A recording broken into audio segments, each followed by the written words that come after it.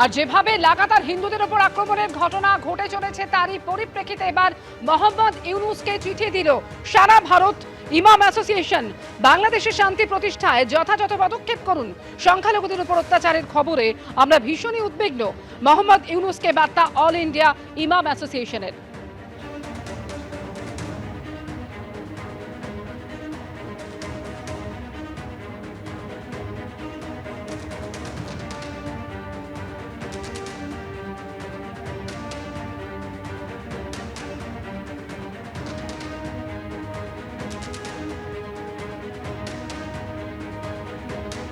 বাংলাদেশে যেভাবে হিন্দুদের উপর আক্রমণের ঘটনা ঘটে চলেছে, হিন্দু নিপীড়ন, এই দৌরাত্ম্য থামানো প্রয়োজন এমনই মন্তব্য করেছেন তমলুকের বিজেপি সাংসদ অভিজিৎ গঙ্গোপাধ্যায়।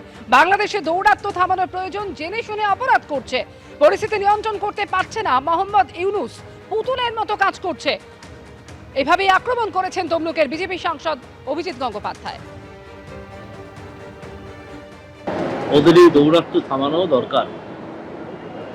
কে থামাবে আমি তা জানি না।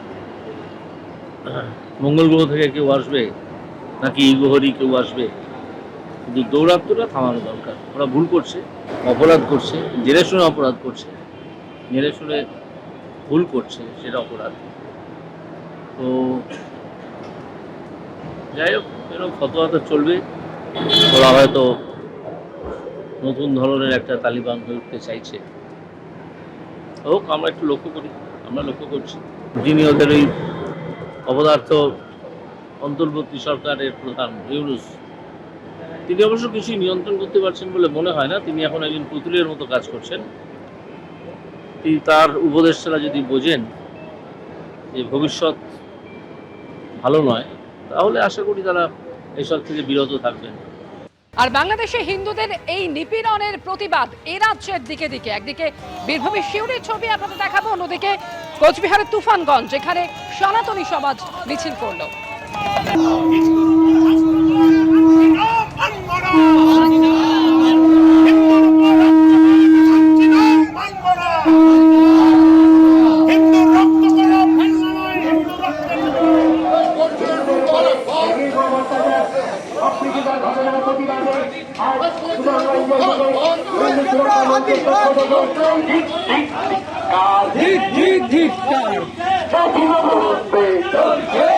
ঠিক